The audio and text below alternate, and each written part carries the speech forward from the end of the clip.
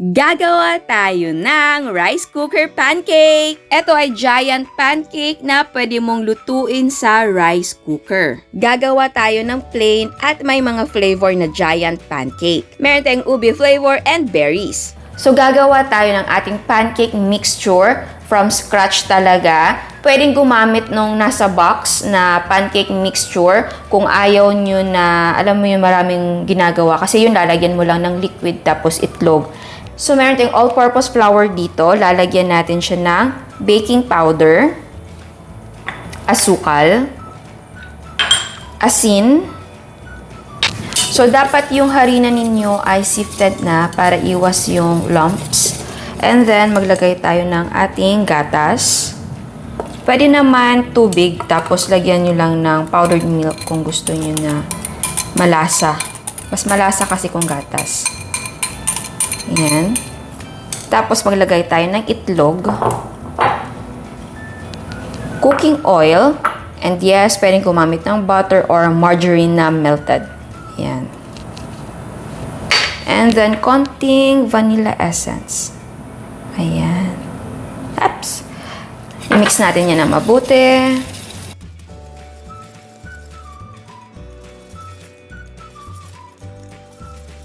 Ito yung ating rice cooker na pot. Nag-lightly grease lang ako. Actually, ano na siya non-stick siya, pero nag-lightly grease pa rin ako. Tapos, naglagay ako ng parchment paper sa ilalim. Para sigurado lang na matatanggal ko talaga siya agad.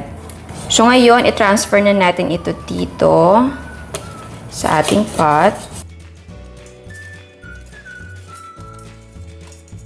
Ipasok na natin siya sa loob ng ating rice cooker. Takpan natin at lutuin na natin ito. Nakasaksak na yung ating rice cooker kaya umilaw na siya. So yung ilaw ay nasa cook, di ba? So i-push down natin ito para magsimula na siyang maluto. And mamaya-maya lilipat yung ilaw sa warm. Pero hindi ibig sabihin na luto na yung ating pancake. So kapag lumipat yung ilaw sa warm, press naman natin again para continuous yung pagluluto natin sa pancake. So ayan, lumipat yung ilaw sa warm. And pansin mo, pag press mo, hindi yan agad-agad lilipat. Kasi bago pa lang siya nag-warm. So, ang gagawin mo, hintay ka lang ng mga 4 minutes. Tapos, after 4 or 5 minutes, pag press mo, ayan, okay na siya. Lumipat naman siya again sa cook. So, lagi mo yung gagawin until na maluto yung ating pancake. So, yes, uulit-ulitin mo yung pag-press, lalo na kapag yung rice cooker nyo ay kagaya sa akin. Meron kasing ibang rice cooker na automatic na meron na siyang settings na for cake.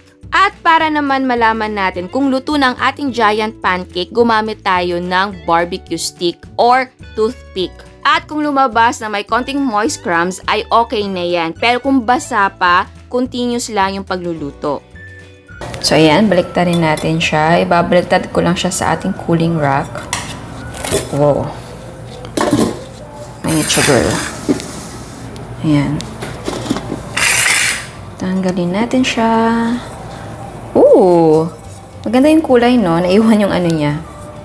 Naiwan yung parchment paper. Ayan. I'm so happy hindi siya masyadong sunog, diba? Ang ganda ng kulay niya at hindi siya ganun kasunog. And, ooh, soft. Ay. And yes, mas masarap siyang kainin na warm or bagong luto. And para naman sa ube na giant pancake natin, same lang yung mga sangkap na gagamitin natin, magdadagdag lang tayo ng flavor. So, itong isang pancake natin ay lalagyan natin ng ube na flavor, di ba? Para maiba naman. So kung gusto nyo lagyan ng flavor yung ordinary natin na pancake recipe ay pwedeng-pwede. So, ito ay magiging ube flavor. Yan. Konti. Ayun. Lagyan din natin ng vat food color para mas matingkad yung kulay. Mix natin yan. Ayan. So, ibuhusan natin yung ating ube pancake batter dito.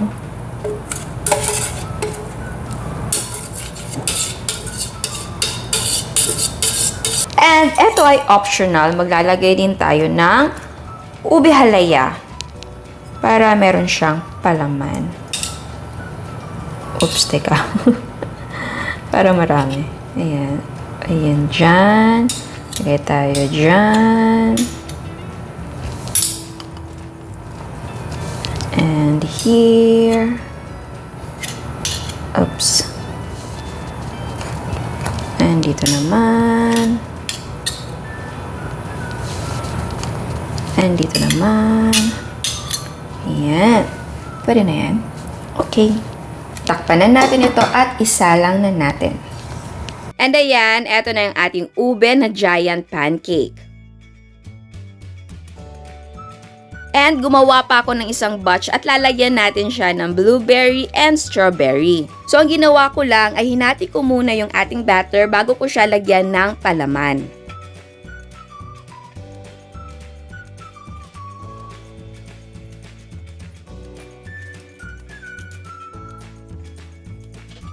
And sabay ko siyang ibubuhos sa ating pot para 2-in-1 flavor yung ating pancake. Takpan na natin at isalang na natin ito.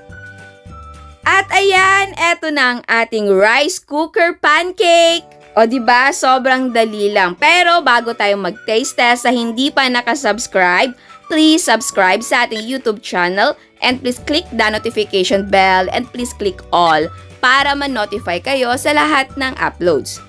So ayan, tikman na natin. Pero bago yan, syempre masarap kainin yung ating pancake kapag may pancake na maple syrup. So, lagyan na muna natin ito. Ay. Ayan. Ooh.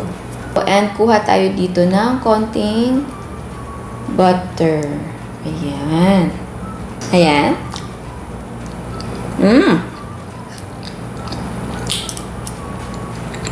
Yung cake natin mismo ay hindi po ganun katamis. So, kailangan talaga, for me, lalo na ako na talagang mahilig ako sa matamis. So, gusto ko na dagdagan pa ng pancake syrup.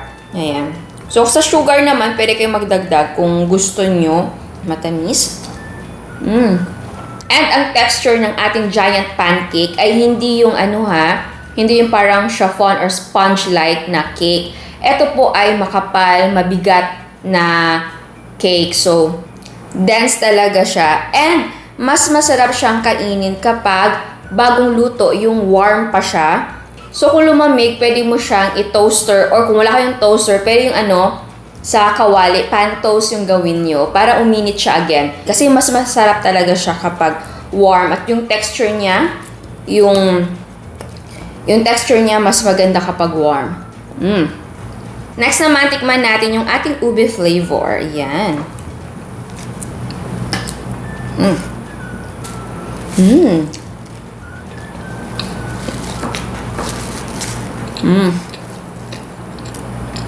Sarap.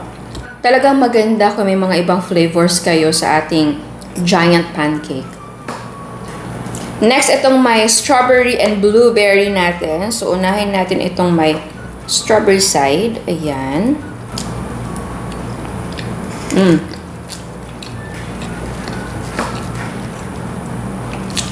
Masarap to kapag may whipped cream. Tapos powdered sugar. Ito yung may blueberry.